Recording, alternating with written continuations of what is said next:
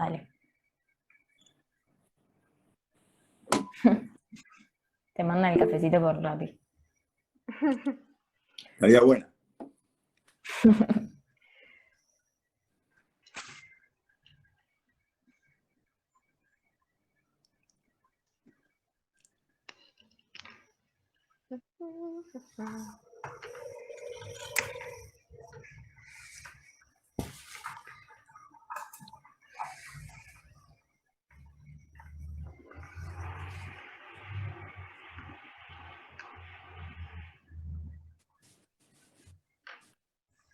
Bueno, yo ahora me voy a mutear para que no se superponga con la transmisión.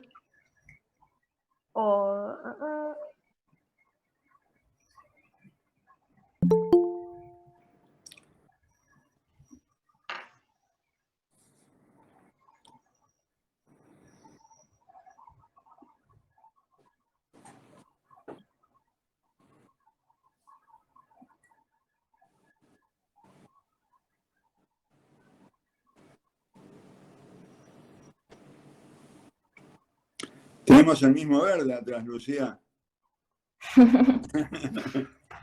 Verde sinapsis. Bueno, a ver, ya voy. ¿Está? Sí, podemos empezar. Bien, bueno, arrancamos. Hola. Ya venimos haciendo varias charlas en conjunto entre estudiantes, graduados de Ciencias Médicas y Farmacia y Bioquímica, pero esta es la primera sobre un ciclo de charlas de salud con perspectiva de género, que tan importante es para la formación de profesionales y futuros profesionales de la salud. El tema que nos compete hoy es salud integral trans. Para eso tenemos a nuestro invitado, que es Alberto Nagelberg. ¿Cómo estás, Alberto? Alberto es médico, especialista en endocrinología, andrología, sexología y coordinador de endocrinología del Grupo de Atención de Personas Trans en el Durán. Bienvenido. Gracias, Marina, y gracias a vos y a Lucía por invitarme a participar de este ciclo. Muchísimas gracias por venir. Primero queríamos arrancar un poco, que nos cuentes cómo funciona el consultorio en el Hospital Durán. Bueno, en realidad es un poco más que un consultorio, es un grupo. Se llama Grupo de Atención de Personas Trans. Estamos trabajando desde el año 2005, o sea que ya pasaron más de 15 años desde que arrancamos. Y hoy en día, si bien no tenemos todavía un lugar físico designado específicamente, lo íbamos a tener este año, pero se frustró por la pandemia, entre otras cosas. Bueno, yo tengo el consultorio en la división de endocrinología, que es el tercer piso del pabellón romano del Hospital Durán. En el primer piso atiende el urólogo, doctor Javier Belinqui, que es el cirujano que hace las cirugías de reafirmación genital. También atiende ahí el doctor Adrián Helien, que es el psiquiatra coordinador del equipo. Y en otra parte del hospital está la cirujana plástica Valeria Rojas, que hace las cirugías de tipo mamario, y algunas cositas empezó a hacer a nivel facial en las personas trans. Y también hay que mencionar otra gente dentro del hospital que trabaja con nosotros dentro del equipo, que es gente de ginecología, gente de otorrino, de fonobiología, nuestros bioquímicos de la división de endocrinología, que desde el principio se engancharon muchísimo con la temática y con los cuales hemos hecho diversos trabajos, gente de inmunología, del laboratorio de inmunología del hospital, o sea que, digamos, es a esta altura del partido más que un consultorio. Y me estaba olvidando de los médicos se llaman pediatras, ¿sí? Los médicos de adolescencia y médicos pediatras que hace 2 años empezaron a integrarse a nuestro trabajo, atendiendo a partir de hace 2 años chiquitos y chiquitas, chiquites como se dice hoy en día, de a partir de 5 años, que es el de menor edad, que ha consultado en el servicio. O sea que ahora estamos cubriendo todo el espectro de edades que nos consultan, que es un reclamo muy importante, porque, bueno, todos nosotros los que empezamos somos médicos de adultos, a los chicos bien de lejos, pero enganchamos a los pediatras y la verdad que se entusiasmaron muchísimo con el tema, con los temores propios de lo desconocido al principio, pero bueno, han evolucionado muchísimo y el grupo se fue agigantando. Súper interdisciplinario, eso es lo importante. Claro, ¿Cuánta gente es un grupo reciben más o menos? multidisciplinario, pues es imposible abarcar, digamos, una sola persona este tipo de temática, pues los intereses, las necesidades de la población trans son múltiples y variadas y no podemos trabajar solos. Completamente, sí. ¿Cuánta gente están recibiendo más o menos? A ver, ahora no están, porque No, bueno, vale. por la pandemia es todo un desastre. El hospital está destinado, es uno de los hospitales designados para atención de COVID, así que está todo en el aire, todo stand-by. Pero bueno, yo hasta el año pasado tenía más o menos, yo como endocrinólogo, más de 800 historias clínicas. El doctor Helien, casi 2000 en cuanto a gente que ha hecho consultas acerca de diversidad de género. El cirujano tiene su grupo, es decir, no necesariamente la persona que nos consulta busca un tratamiento hormonal, no necesariamente busca una cirugía, entonces de acuerdo a los intereses particulares de cada persona se va a ver con uno o más integrantes del equipo. Pero bueno, ya son varios cientos de personas que han consultado. En pediatría, hasta el año pasado también eran 85 los que habían consultado al servicio. Qué bien. ¿Y cómo hace la gente para acercarse A ver, al mucha grupo? gente, vos sabés que va por referencia de otros, ¿sí? O sea que, digamos, a través del tiempo se han acercado unos trayendo a otras personas y por distintos medios se han ido enterando y de acuerdo a las necesidades iban consultando. Obviamente, sacando la etapa actual, digamos, el consultorio mío se atendía lunes, martes y jueves, no en exclusividad, yo soy andrólogo, así que también, ruido, ¿no? Así que también recibo el mismo consultorio, consultas por fertilidad, consultas por disfunciones sexuales y consultas de personas trans o con diversidad de género que querían hacer o no un tratamiento. Hay mucha gente que solamente viene a buscar información y por ahí necesita su tiempo como para definir si va a ser un tratamiento o no. O sea que el acceso es totalmente libre. Turnos sí estábamos dando, pero bueno, ahora está todo eso cancelado. Sí. Bueno, cualquier pregunta que vaya surgiendo la pueden ir poniendo en el chat y después cuando terminemos de hacer las preguntas que ya teníamos pensadas, hacemos un espacio de responder esas preguntas. Después queríamos también consultarte sobre tu formación, qué te impulsó a seguir las especialidades que elegiste y cómo empezaste a trabajar con pacientes trans. Te cuento, a ver, médico quería ser desde los 6 años según mis padres, o sea que ya me equivoqué de chiquito. Y después, cuando iba cursando la carrera, me empezó a interesar endocrinas, que el primer contacto lo tenés en fisiología específicamente.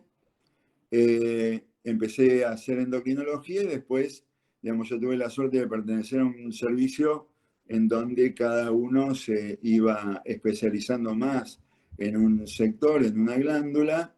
Así que como me interesaba mucho la fertilidad, me fui para el lado de la andrología. Pero como empecé a ver en la consulta que había muchas personas que consultaban por disfunciones sexuales y que yo no tenía armas para poder ayudar, porque la verdad que no sé ahora, calculo que no, pero yo me recibí en el 83. No teníamos ningún tipo de formación sexológica, así que empecé a estudiar, hice un curso de 2 años de sexología clínica y eso me fue, digamos, dando herramientas como para poder trabajar el tema de la sexualidad.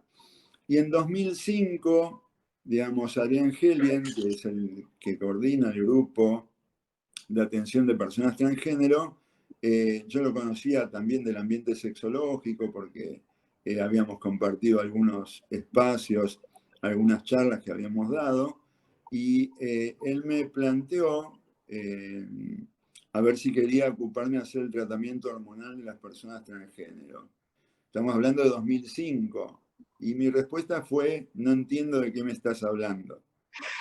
No entiendo. Si querés, tomamos un café y me explicás a ver de qué se trata. Y me empezó a explicar, tardé bastante en entender, pero dije, bueno, a ver, yo teóricamente manejo las hormonas, puedo llevar a una persona de un lado a otro, y quién mejor que un endocrinólogo para manejar las hormonas. Dije, bueno, esto yo lo puedo hacer. Y lo interesante es que en ese momento el jefe del servicio era el doctor Levalle, que ahora se jubiló. Le fui con la novedad, con la inquietud, también se interesó, pero más despierto que yo en ese aspecto, me dijo, ¿vamos a ir en cana con esto? Porque año 2005, todos los tratamientos hormonales que había que hacer eran off-label. O sea que no teníamos ningún respaldo desde el punto de vista legal. Digamos, uno puede atender a la persona, pero si tomás alguna conducta activa y hay alguna complicación, algún efecto adverso del tratamiento, bueno, él planteó la situación posible de que tuviéramos problemas.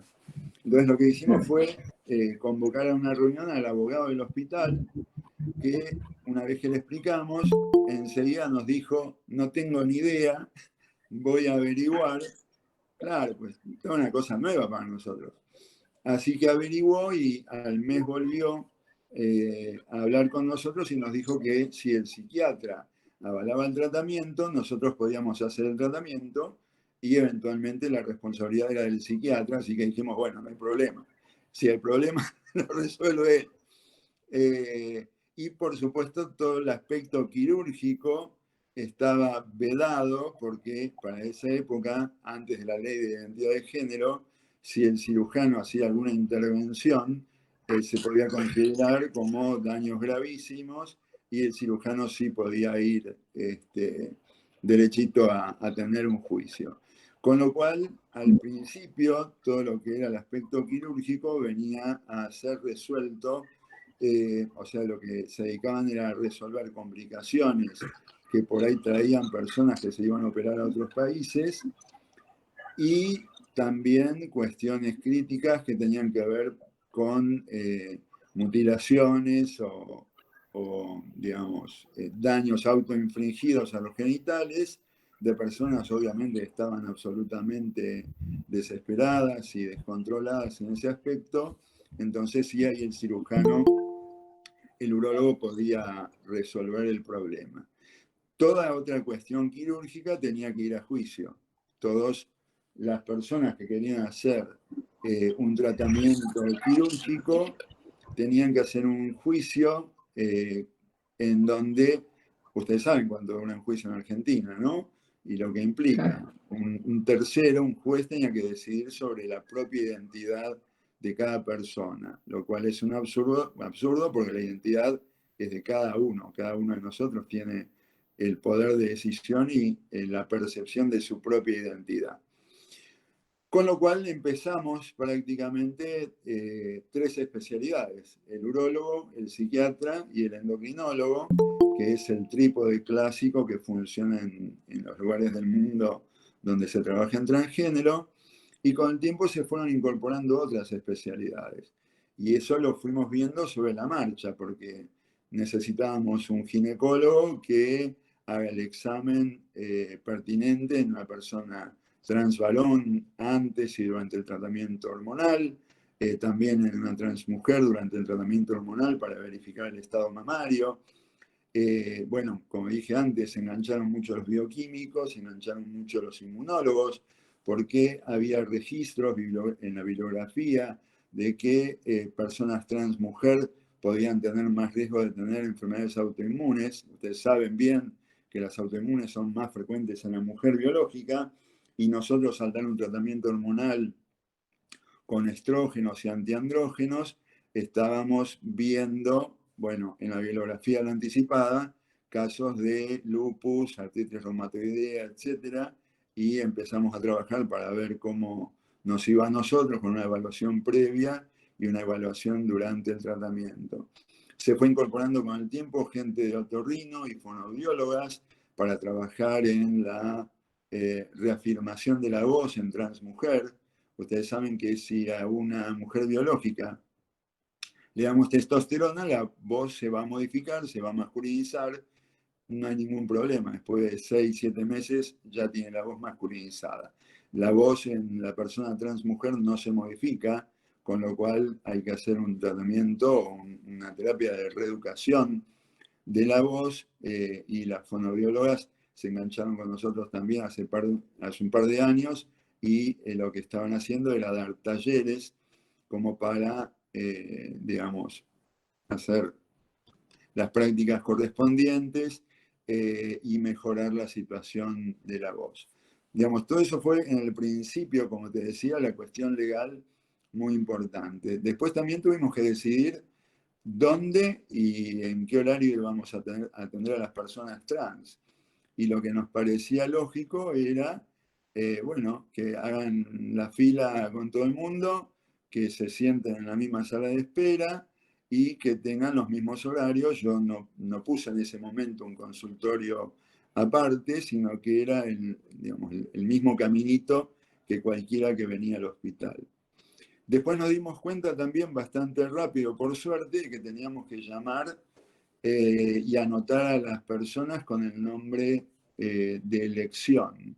Es decir, por más que en el documento no dijera eso, nosotros decidimos anotar por el nombre que eligieran, y también nos acostumbramos a llamar solamente por el apellido, porque muchas veces no coincide el nombre o el aspecto, la imagen con el nombre de llamada. Entonces era muy hostil en una sala de espera donde no bajaba de 100 personas todas las mañanas, llamar a alguien que de repente iba a ser mirado o examinado por la gente que estaba esperando. Y lo que también tuvimos que hacer es explicar la situación a nuestra secretaria en ese momento, explicarle que por más de que en el documento dijera una cosa, nosotros queríamos preguntar cómo quería ser llamado y que anote con el nombre de elección. Todo eso es un laburito, pues imagínate que también tuvimos que ir al laboratorio, a rayos, a ecografía y a distintos servicios del hospital a explicar lo que habíamos empezado a hacer para no generar conflicto, no generar confusión, porque, digamos, imagínate el hospital, que es una estructura muy grande con muchísima gente atendiendo y atendiéndose. No queríamos crear o generar situaciones incómodas para nuestras pacientes. Y nada, también nos ocupamos en ese momento de configurar un consentimiento informado para las personas que iban a empezar a hacer sus tratamientos. Y empezamos a generar el circuito, es decir, cada paciente podía entrar de acuerdo a cómo cayera o a su expectativa, que ellos, por ejemplo, hay pacientes que querían consultar por intervenciones quirúrgicas, obviamente iban primero a ver al urólogo. Querían un tratamiento hormonal, por ahí me venían a ver a mí. O tenían dificultades, imagínate que muchas de las personas que nos consultaban venían con grandes dosis de angustia, de preocupación, de conflictos. Son personas que suelen tener, digamos, historias de discriminación muchas veces conflictos familiares, conflictos laborales, y venían con una carga de angustia muy importante y por eso la atención del psiquiatra y de los psicólogos también era fundamental como para tratar de solventar la situación, calmar los ánimos, digamos, darle la orientación y el acompañamiento para que cada persona pueda tomar las decisiones que necesite tomar en el tiempo que necesite tomarlas, ¿sí? O sea, nunca fuimos partidarios de, digamos, golpeó la puerta, hola, vengo a hacer un tratamiento, toma la receta y andate con el tratamiento. Siempre estuvimos en contra de eso, porque teníamos que ver cuál era el contexto de esa persona, cuál era el objetivo, si estaba tranquilo con su decisión, si no había otras cuestiones a resolver, si tenía acompañamiento o no de su entorno. Y una vez logrado esto o establecido esto, obviamente una evaluación desde el punto de vista médico, con estudios de laboratorio, etcétera, porque vimos también que la mayoría de las personas que nos consultaban hacía años que no iba al médico, para nada, porque habían tenido historias muy negativas con respecto a las consultas médicas.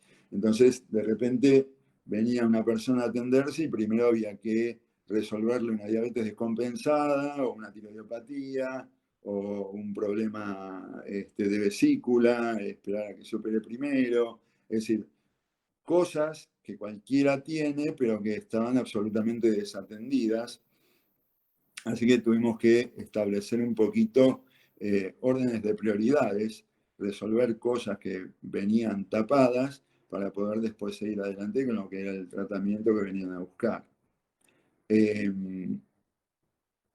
Bueno, un poquito eso, ¿no? En esa época también lo que había que hacer era, digamos, funcionar de perito también de la justicia, porque muchas veces las personas que estaban haciendo juicio, el juez, o, bueno, hacía un requerimiento de pedir un informe médico, pedir X estudios, a veces venía gente con orden de pedido de cariotipo, que no tenía nada que ver, pero bueno, qué sé yo, había que vehiculizarlo de alguna manera y hacer un informe médico legal para que la persona pudiera seguir adelante con el juicio, ¿no? O sea que fue un trabajo bastante importante. Y lo que vimos con el tiempo es que también fue cambiando la población que nos venía a visitar.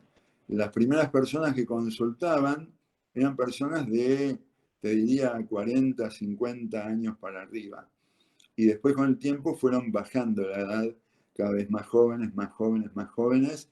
Hoy el promedio para nosotros, digamos, médicos de adultos, está alrededor de los 30 años. Yo veo gente de 16, 17 para arriba. Tenemos una pediatra endocrinóloga que ve, digamos, si hace el tratamiento hormonal cuando las edades son inferiores y como te conté antes, bueno, pediatría y pediatría también se involucraron con las consultas. Y la parte buena también es que muchas de estas personas ya venían acompañadas por algún familiar. O sea que no era raro ver en el consultorio al consultante con padre, madre o la pareja, en fin, toda una cuestión que al principio nosotros no estábamos habituados a ver. Como que la cosa se fue, a ver, por ahí abriendo, blanqueando, la gente se empezó a informar más. Mucha gente tenía, digamos, la necesidad de resolver su situación desde hacía décadas, pero o no tenía claro qué es lo que le pasaba, pues no tenía forma de averiguar, o no tenía dónde consultar, por más de que, te diría, ahí en Holanda, por ejemplo, esta temática se lleva adelante desde hace 40 años más o menos. Pero bueno, nosotros veníamos con un poquito de atraso. Pero bueno, así se formó el primer grupo, que como grupo te diría que todavía sigue siendo el único como grupo multidisciplinario a nivel hospitalario, a nivel público, ¿no?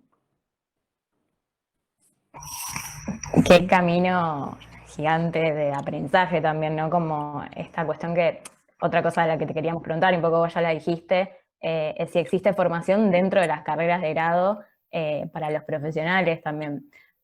Vos decías que para vos Sí. no. Para mí no, y hasta donde sé hoy tampoco, porque, digamos, los residentes que nosotros venimos formando tampoco tenían ningún tipo de formación en cuanto a diversidad. Así que, bueno, era nuestra tarea también, porque por el consultorio rotan nuestros residentes y en los últimos años hubo una especie de alud de pedidos de rotación de otros hospitales y también de hospitales del interior. En su momento hemos recibido, con todo lo que implica, ¿no? Para una persona, para un médico joven, venirse desde el interior, es un sacrificio.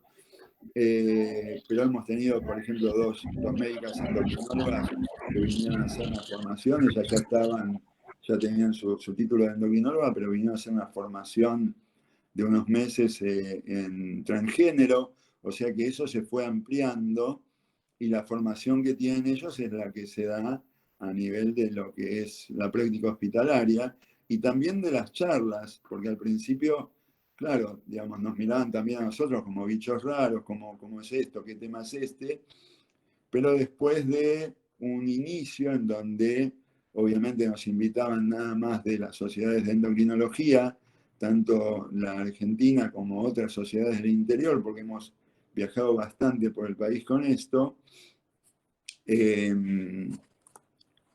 hubo distintas sociedades que han comenzado a requerirnos para diversos simposios, mesas redondas. Por ejemplo, yo el año pasado estuve en un congreso de medicina interna en Mar del Plata. Estuve en el congreso de la Sociedad Argentina de Diabetes. Estuvimos en un congreso de psiquiatría, en una reunión de PROSAM, que es un prestador muy importante de salud mental de la prepaga OSDE. O sea que como que distintas especialidades fueron manifestando interés porque obviamente una persona transgénero puede tener diabetes o puede tener un problema cardíaco o puede tener un problema ginecológico, igual que cualquiera. Entonces, entender la situación, tratar de entender cómo debe manejarse la situación con una persona transgénero, también era importante. Entonces, es como que el panorama se fue abriendo y ampliando y a todo el mundo la verdad que le genera un gran interés. En general, cuando hemos dado charlas, la verdad que los auditorios se llenaban. Ojalá ese interés se pueda aprovechar para que efectivamente estas cosas estén dadas en las carreras y que incluyan a todos los profesionales. Indudablemente, pero Eh, mira, es un proceso. Yo te puedo asegurar que no es lo mismo ahora que cuando empezamos nosotros en 2005 y fue modificándose. Digamos, esto es un proceso que por ahí va a tardar, pero la misma demanda de los alumnos como ustedes, por ejemplo, un buen día pueden empezar planteando que quieren tener una clase X sobre la temática trans y tarde o temprano la van a tener. Esto surge de la necesidad, así como a nosotros nos presionaron los pacientes pediátricos para ser atendidos, bueno, ustedes también van a hacer presión en el buen sentido de la palabra, como para que se incorpore en el programa, en los programas de estudios de las distintas carreras, sobre todo de las carreras médicas, porque a ver, es una realidad hoy en día y no se puede ignorar. sí, completamente. Iremos por esos cambios en los planes de estudio. Después, respecto a lo que es análisis y la bioquímica como un campo súper binario, ¿existen parámetros de referencia para los pacientes trans? A ver, toda la medicina es binaria. Es Sí. decir, para nosotros también, nosotros aprendimos varón, mujer, punto. Y la bioquímica no escapa a esa regla. Los parámetros de referencia que tomamos son así. Cuando evaluamos a una persona en el basal, o sea, sin haber hecho ninguna intervención con medicación o cirugía, el parámetro de referencia es el del sexo biológico que tiene. Una vez que estamos haciendo un tratamiento, suponte, yo hago un tratamiento hormonal, se llama tratamiento hormonal cruzado o tratamiento hormonal de reafirmación, ya tengo que tomar como referencia el del género autopercibido, es decir, a donde estoy llevando yo también con las hormonas a esa persona. Y también tiene que ver, a ver, para tomar en cuenta qué es lo que está buscando esa persona que nos consulta. Porque uno también, así como está el binario hombre-mujer, uno tiene el binario transgénero varón o transgénero mujer. Yo creía que era eso al principio también. Y después cuando empezamos y cuando empecé a tener más caudal de gente y empezó a caer, digamos, empezaron a caer pacientes que no respondían a ese binario, sino que tenían otras expectativas, otras necesidades y no querían, por ejemplo, una masculinización completa o una feminización completa, bueno, esos parámetros de referencia también se van a ir acomodando a lo que está buscando esa persona y ahí tiene que jugar mucho la clínica de lo que uno ve sin salirse de los límites fisiológicos. ¿Qué quiere decir? Los parámetros me sirven para saber que no me estoy pasando de rosca con la medicación o eventualmente que no me estoy quedando corto. ¿Se entiende lo que digo? Entonces, de la manera en que yo lleve el tratamiento, siempre y cuando no exceda límites fisiológicos, también evito daño potencial o efectos adversos a esa persona, que hay que tener en cuenta que va a ser un tratamiento hormonal básicamente por 40 años. Porque si suponte que arrancó a los 20 y si bien no hay una edad de corte, pero cuando es más añoso, 55, 60 años, se considera que uno puede ir reduciendo la dosis de hormona y eventualmente suspenderlas, estamos hablando de un periodo de tiempo de 40 años en donde hay que vigilar qué es lo que estamos haciendo con el tratamiento hormonal. ¿Sí? O sea que es mucho tiempo. Sí, Ahora, hay situaciones en las cuales, digamos, no hay parámetros de referencia todavía y habría que generarlos con las dificultades que ello implica, por ejemplo, para hacer una densitometría ósea. El software de la densitometría es varón-mujer, punto. O sea, ya viene el programita así y no hay tutía, no se puede modificar. Entonces, lo que estamos tratando de ver es cómo interpretar los datos, un poquito, como te decía antes, el basal con el sexo biológico y después, cuando hay tratamiento, con el género autopercibido, pero dentro de determinados rangos que todavía la máquina o el software, el fabricante, no ofrece, con lo cual la interpretación es más difícil. Pero bueno, es un camino. Y respecto a esto del tratamiento hormonal, ¿cómo es la accesibilidad en Argentina? A ver, obviamente hay que distinguir entre lo que es público y lo que es privado o prepaga, ponele. Si bien la ley de identidad de género dice que todo el mundo accede, bla, bla, bla, bla, bla, bla, bla, es mucho más fácil si nuestro paciente tiene una prepaga, en donde, si bien al principio, te estoy hablando unos cuantos años atrás, pataleaban un poco, después entendieron de qué se trataba, entendieron cuál es la sistemática y si es un paciente que yo tengo en el consultorio o mismo en el hospital que tiene una prepaga, basta con hacer una pequeña notita explicando el tratamiento que uno va a hacer, la receta obviamente, hacen el trámite, queda incorporado a la base de datos de la prepaga y se terminó. Les proveen la medicación, punto. No hay ningún problema. Algunas obras sociales tienen más resistencia, hay que insistir, insistir, porque es como que le buscan la quinta pata al gato que no tiene y marean a la gente buscando que desistan y terminen consiguiéndolo por su cuenta. Pero bueno, nosotros notita, notita, notita.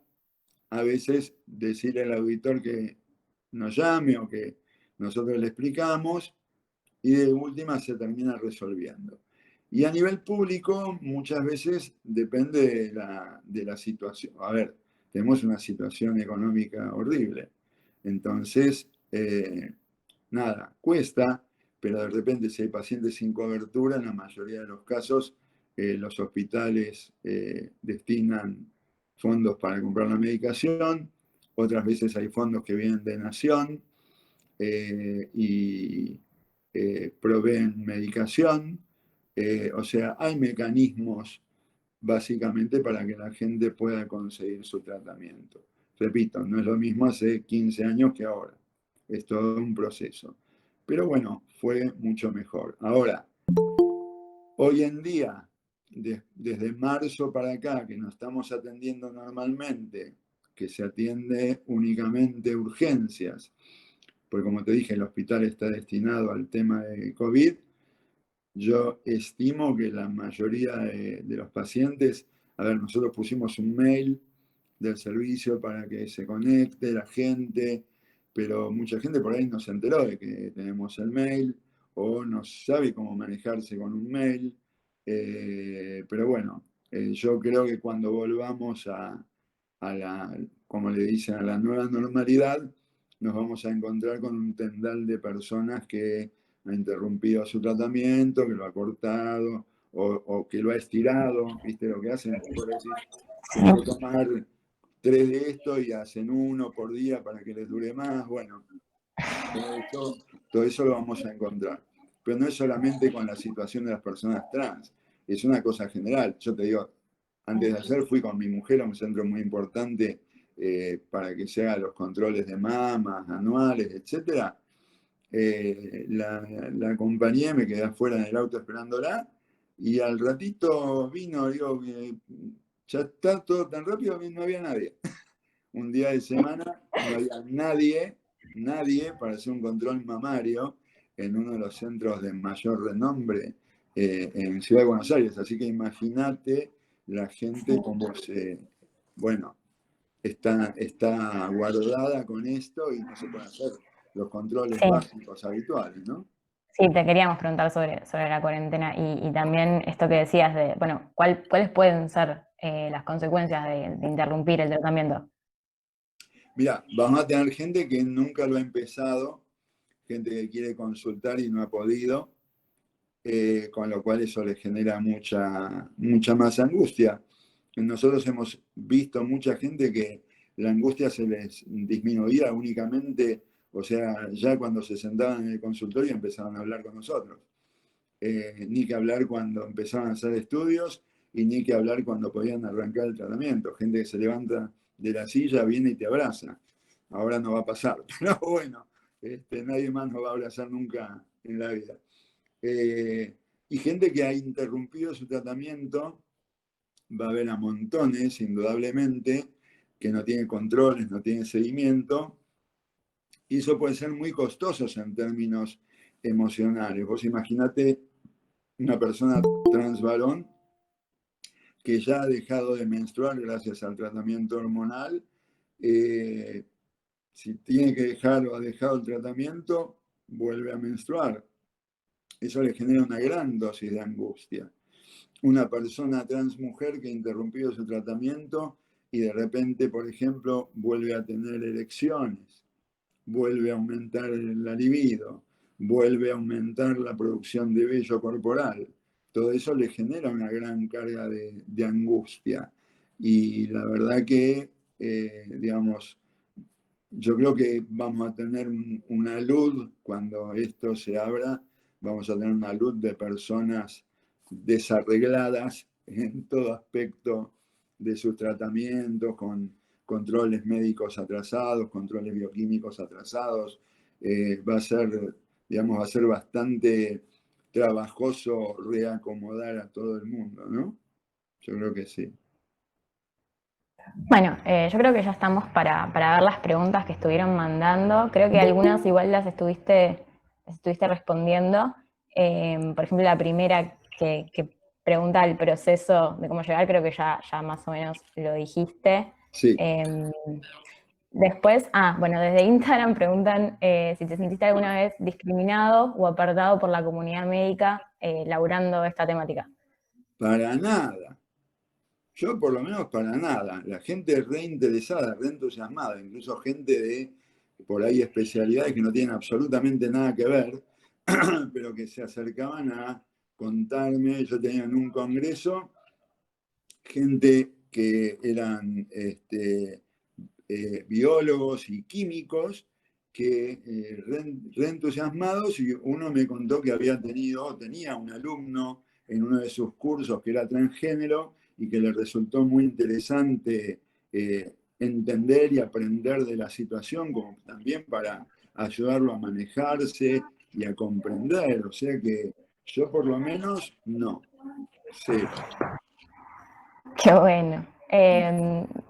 Después preguntan también, bueno, esto es interesante, si pensaste alguna vez en repetir esta experiencia en otros centros de salud. A Ya que ver, estamos a Grego, si hay consultorios, bueno, grupos en otras partes del país también. mirá, yo trabajo en el hospital público y en mi consultorio. Nosotros hemos ido desde bastante tiempo atrás a distintas provincias, invitados por distintas sociedades médicas, y sabemos que en distintas provincias por lo menos hay algunos médicos interesados y que trabajan en la temática. Muchas veces recibimos consultas por mail o WhatsApp, consultando pacientes, hasta donde sé no hay grupos conformados como nosotros. Tenés médicos que, por ejemplo, endocrinólogos en distintas provincias que reciben consultas de personas transgénero, algún cirujano en alguna provincia haciendo algunas intervenciones, pero la verdad que depende esto en gran medida del interés personal de la gente que está en un determinado lugar como para poder generarlo. Yo te digo que muchos de nuestros pacientes son de provincia de Buenos Aires y de otras provincias muchísimo más alejadas. Yo tengo 4 o 5 pacientes que son del sur. Entonces, cada tanto viajan con todo lo que implica y hacen la consulta acá en Capital.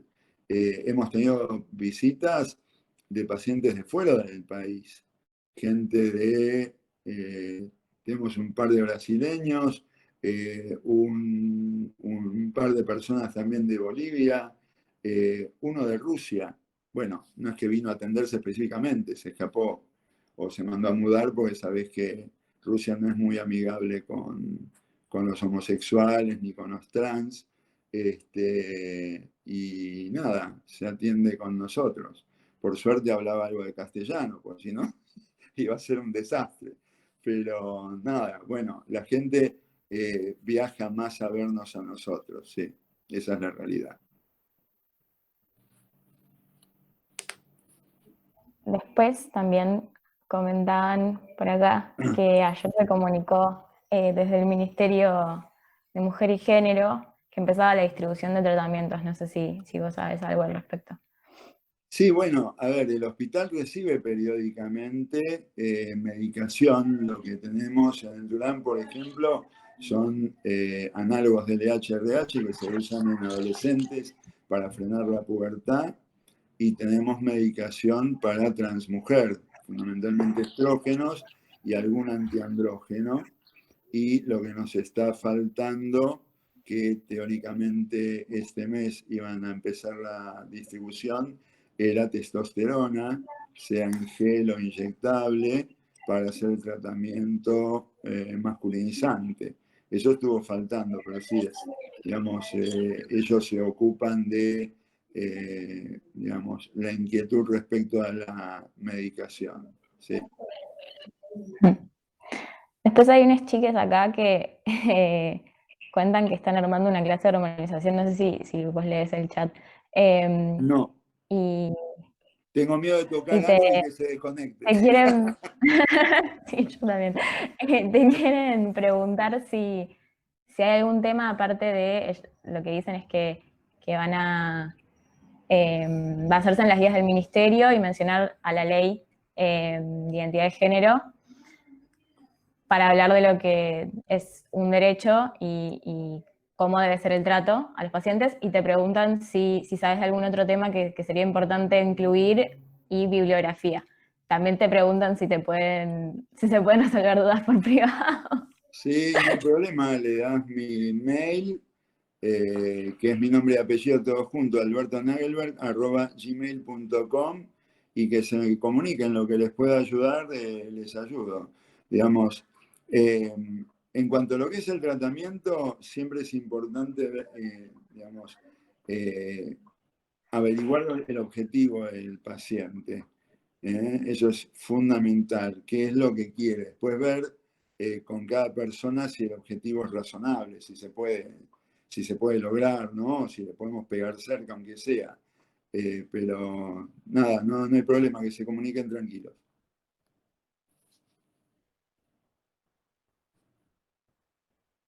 Después veo varias preguntas que como que ya las estuviste respondiendo. Acá hay una sobre efectos adversos en el tratamiento, otra sobre la resistencia de la comunidad médica, creo que más o menos Defectos las adversos, si estuviste querés. respondiendo. Defectos adversos, aprovecho, te cuento un par de cositas. En Dale. cuanto a lo que es el tratamiento hormonal cruzado para trans mujer, muy importante remarcar que los anticonceptivos están totalmente contraindicados, porque el etinilestradiol genera aumento del riesgo de tromboembolismo. Y desgraciadamente hay mucha gente que se automedica, y por ahí gente que no maneja el tema y dice, bueno, yo le doy un anticonceptivo y lo resuelvo. El otro tema es dosis de medicación. Viste, mucha gente piensa, si me pongo más, lo hago más rápido, y eso no es así. Hay que manejarse con las dosis lógicas para cada persona, dentro del rango fisiológico, y hay que entender que el tratamiento demanda su tiempo, que no vamos a conseguir resultados de acá a la próxima hora, sino que esto requiere un mínimo de 4 a 6 meses para notar los primeros cambios, que van a ser máximos a los 3 4 años.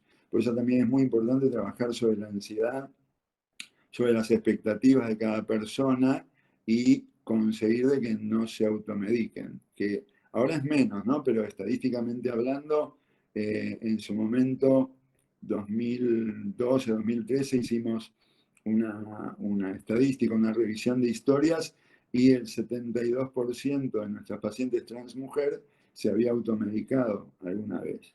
Y hoy en día, como es más fácil el acceso, es menos frecuente que eso pase. ¿Sí? Eh, o sea que esa es la parte de transmujer. Y la otra cosa importante, tener en cuenta que por el mismo asunto del tromboembolismo, cuando una persona transmujer que está haciendo un tratamiento hormonal con estrógenos y antiandrógenos como la ciproterona, el tratamiento lo deben suspender en promedio 3 semanas antes de una intervención quirúrgica que requiere inmovilización. Por ejemplo, la cirugía de reafirmación de género es una cirugía importante que lleva 5 a 6 horas de intervención, 5 o 6 días de internación, un periodo de tiempo en donde van a caminar muy despacito, rehabilitándose. Entonces el tratamiento hormonal se suspende para disminuir el riesgo de tromboembolismo. Eso es un poquito lo que te quería remarcar. Después pregunta, ¿fue muy dificultoso volver a generar confianza a los pacientes trans, sabiendo que un gran porcentaje fue discriminado en la consulta médica? A ver, en su momento, Adrián Helling, que es el psiquiatra, hizo una encuesta sobre personas trans y encontró lo mismo que dice en la literatura, ¿no? Respecto de las agresiones que sufren, la discriminación. Digamos, más del 80% de las personas que habían consultado con nosotros alguna vez había sido maltratado en un ambiente médico. Y en el 97% de los casos no les habían resuelto el motivo de consulta, que aunque sea podía haber sido, bueno, mira, yo no manejo la temática, anda a ver a fulanito. O sea, el 97% no se les resolvió. Yo creo que depende mucho de la relación médico-paciente, ¿no? Y de cómo sienten las personas que son tratadas. Si te tratan bien, está todo fenómeno, la confianza se va estableciendo. Hay gente por ahí que es hiper susceptible o tiene más dificultades, le va a llevar más tiempo. Hay de todo, como en todas partes. Pero bueno, creo que el hecho de que la posibilidad está abierta y de que saben que pueden ir a atenderse al hospital, saben que se pueden hacer los estudios, saben que pueden ir resolviendo sus problemas, hace que básicamente la confianza se refuerce. Pero bueno, va a haber grises en todos lados como en cualquier aspecto, ¿no? Bien, después otra pregunta dice, ya dijo que se estudia el contexto de cada paciente y con el aumento de participación de la familia, ¿se le realiza algún asesoramiento psicológico o de algún tipo al grupo familiar? Bueno, te empiezo por lo primero. ¿Qué es lo que pedimos de evaluación? Primero, en la primera consulta, yo lo que aprendí es que era solamente conversar, abrir una ficha, una historia clínica completa, viendo los antecedentes familiares, cáncer, enfermedades autoinmunes, problemas de tiroides, etc. Los antecedentes personales, si recibía medicamentos, cirugías, trastornos del desarrollo genital, lo habitual. Incorporamos los antecedentes psiquiátricos, antecedentes de intentos de suicidio, antecedentes de ideación suicida. Vos sabés que está descrito como primer causa de muerte en la población trans el suicidio. Y te encontrás con, digamos, también entre nuestros pacientes, más del 60% había tenido ideas de suicidio y un 30% había tenido intentos. O sea que es una población que requiere mucho apoyo y un asesoramiento psicológico y muchas veces por parte del psiquiatra, porque a veces necesitan alguna pequeña medicación como para ayudar a que evolucione mejor la cosa, y eso va pegado a que muchas veces es la familia la que necesita también la consulta, y sí, en el hospital se han organizado talleres para padres, por ejemplo, de consultantes, con lo cual la posibilidad está abierta. En cuanto a la evaluación, aprendimos también de que el examen físico lo dejábamos para una segunda consulta. Hay mucha gente que no tiene ningún problema con sus genitales y no les disgustan, y gente que está absolutamente sensible a la posibilidad de verlos o que se les vea la parte genital de su cuerpo, y con lo cual aprendimos a no presionar para nada y a darle tiempo a cada persona para que pueda ser examinada adecuadamente. Lo que agregamos también es el perfil hormonal, obviamente, el perfil lipídico, glúcidos, etcétera, todo lo que tiene que ver con el aspecto metabólico. Y lo que hacemos también es, en el caso del transgénero varón, una pequeña evaluación ginecológica de acuerdo a la edad, si corresponde ecografía o mamografía, una ecografía ginecológica transabdominal.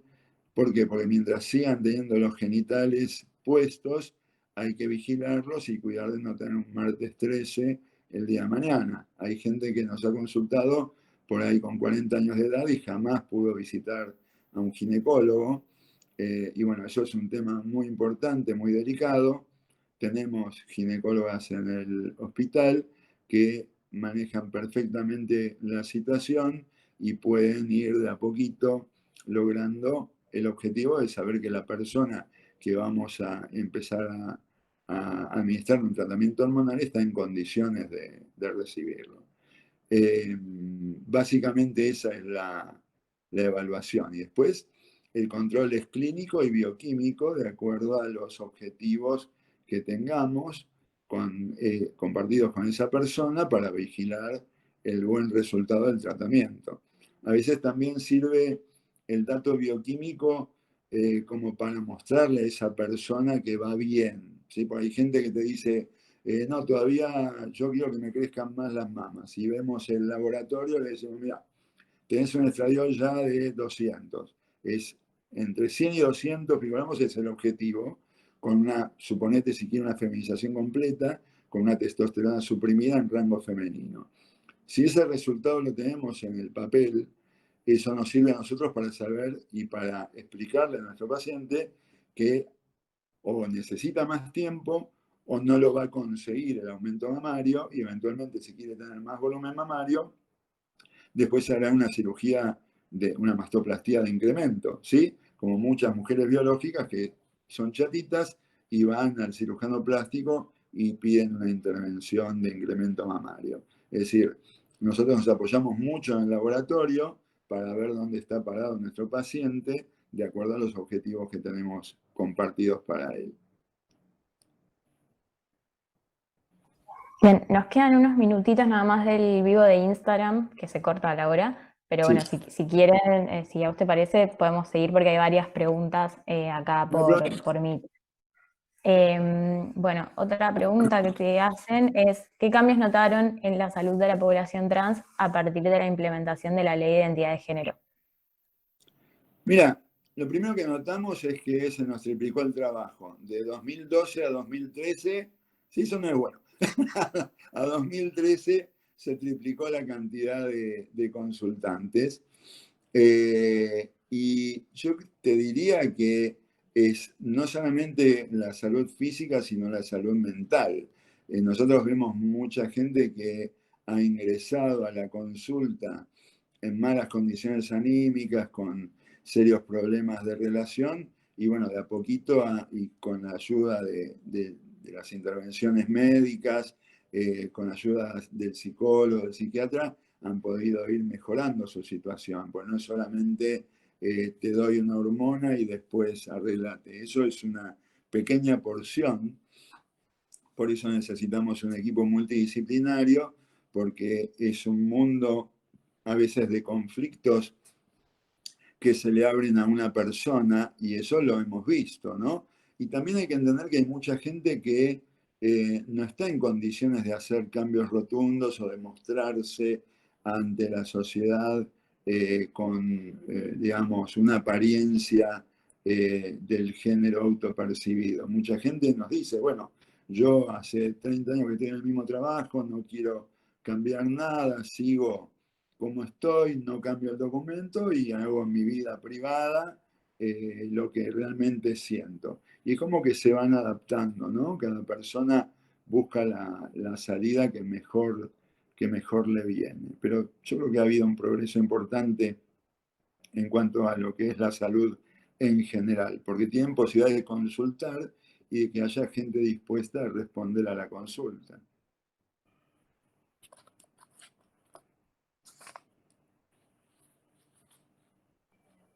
Bien, quedan varias todavía. Bueno. Acá también te mandan saludos, dicen que Gracias. excelente la charla. Gracias. Preguntan, a largo plazo, ¿cuál crees que serían los objetivos más importantes para lograr mejorar el tratamiento de la comunidad trans? A ver, desde la parte que a nosotros nos tocaba en el hospital, vos sabés que siempre tuvimos muchísimo apoyo y desde lo que es la dirección y la Dirección General de Hospitales, la idea era abrir lo que hubiera sido el primer servicio de medicina transgénero en el Durán.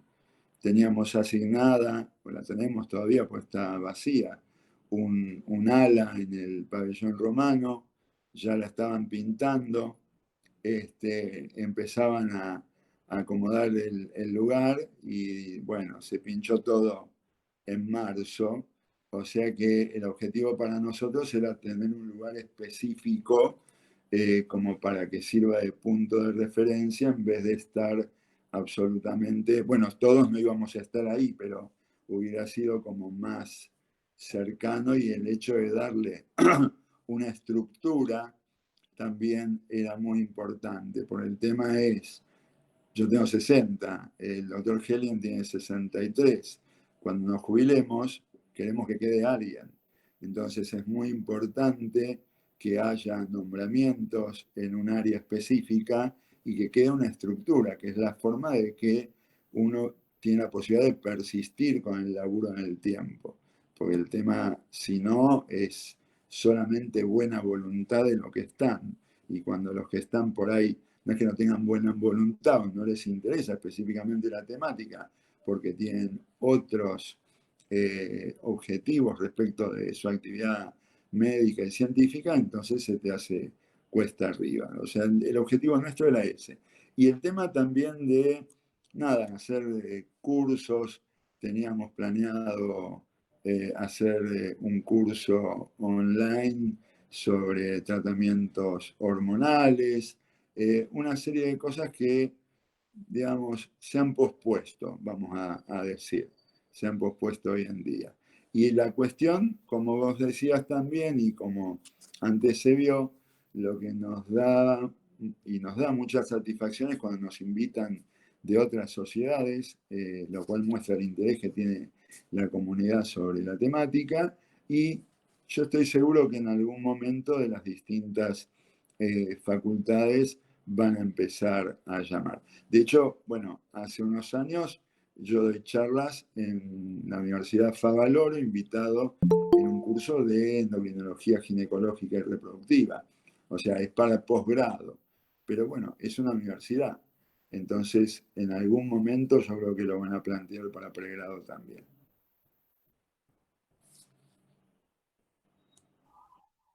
Después, esto no sé si estando una pregunta puntual, si nos preguntan si habíamos tocado el tema de riesgo oncogénico en relación con la terapia de reemplazo. Mira, los trabajos no muestran un mayor riesgo de patología maligna en cuanto a lo que es el tratamiento hormonal. Eso no quiere decir que no haya que controlarlo, que yo te decía antes. Tenemos un ginecólogo, se le hacen los controles, cuando corresponde se le hará el Papa Nicolau, la colposcopía, los exámenes. A ver, la persona transmujer, aunque fuera operada de sus genitales, por ejemplo, la próstata queda, no la sacan. O sea que el control prostático hay que seguir haciéndolo de por vida. Es decir, es una persona como cualquier otra que tiene que ser monitoreada con los mismos estándares que cualquier otra, pero como te decía recién, no hay aumento de la probabilidad de malignidad en el tratamiento, siempre y cuando esté supervisado.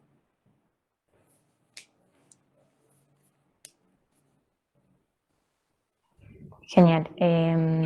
Después, otra es cómo se trata la temática de preservación de la fertilidad en los tratamientos. Una pregunta sumamente interesante y muy Sí. importante. A todas las personas que consultan se les pregunta si les interesa la fertilidad o no.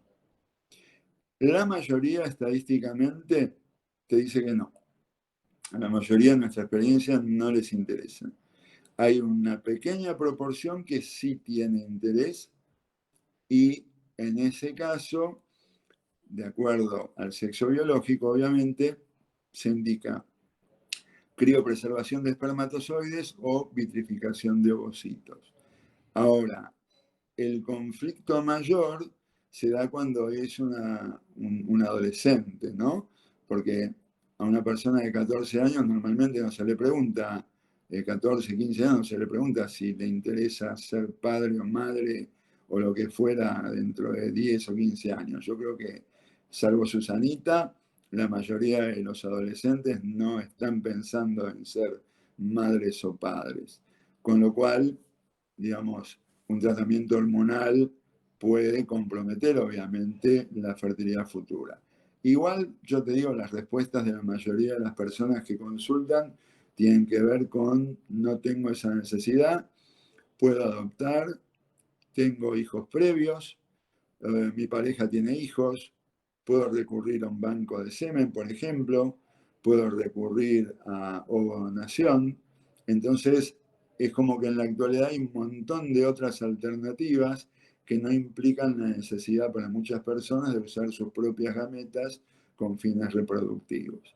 pero la pregunta está perfecta y rutinariamente, o sea, obligatoriamente se les pregunta y eventualmente al tiempo también, bueno, se puede, puede pasar y ha pasado extraordinariamente gente que al inicio en la evaluación preliminar no tiene ningún interés en preservar fertilidad y con el tiempo por ahí conoce a alguien, se enamora de alguien, empieza a pensar distinto y por ahí dice, bueno, por ahí me gustaría suspender el tratamiento para ver si recupero espermatozoides, por ejemplo, y poder utilizarlos ahí sí para un tratamiento de fertilidad. O sea que eso puede ocurrir totalmente.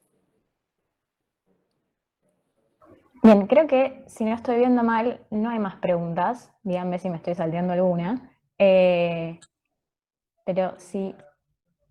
¿No? Creo que no, ¿no? No. Bueno, muchísimas gracias. Fue súper interesante. La verdad que creo que aprendimos un montón. Que instancias así son importantísimas y que evidentemente por la cantidad de gente que vino tanto acá como a Instagram, es un tema que estamos necesitando y por el cual tanto estudiantes como graduados exigimos que esté en nuestras formaciones. Muchísimas gracias. Gracias a ustedes por haberme invitado y por escucharme, la verdad que son un amor. Están llegando muchos mensajes, no sé si los puedes leer, pero muchos mensajes